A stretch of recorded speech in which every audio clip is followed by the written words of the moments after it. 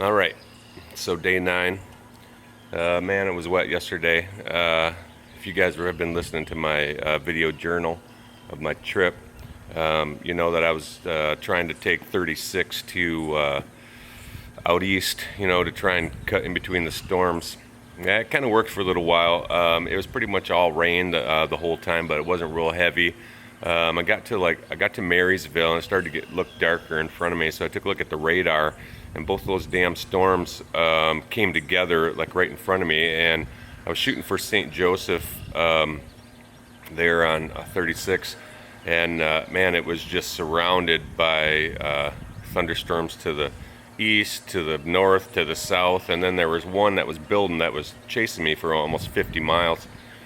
So I decided to backtrack half mile, go north to Lincoln. So this storm was just chasing me all day long. In Lincoln, it was still pretty red, but it looked like there was maybe 100 miles I'd have to go through instead of hundreds and hundreds of miles. Going in the same direction, it just takes forever to get out of a big storm like that, and you don't want to be in it.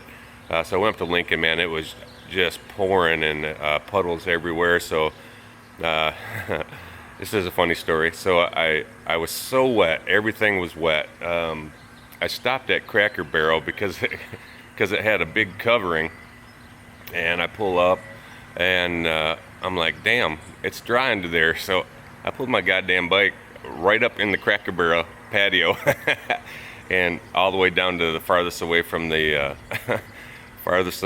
entrance. But you should have seen the look on people's faces as they're eating their food by the window, looking at me drive by on their patio and park. Oh, that was hilarious. I didn't care though, man. I was so wet. It was like, yeah, dry. I see dry. I'm gonna take it. So yeah, that was funny. 495 miles worth of rain. I drove through, I don't know, probably about 80 miles of pretty hardcore rain between Lincoln and Omaha, just a little bit past Omaha on my way to Des Moines. The rain subsided, and then it was just like low-flying clouds, but there was no rain. Everything was dry. And the prognosis this morning, it looks like it's going to be a good end game ride home. I got 400 miles to go.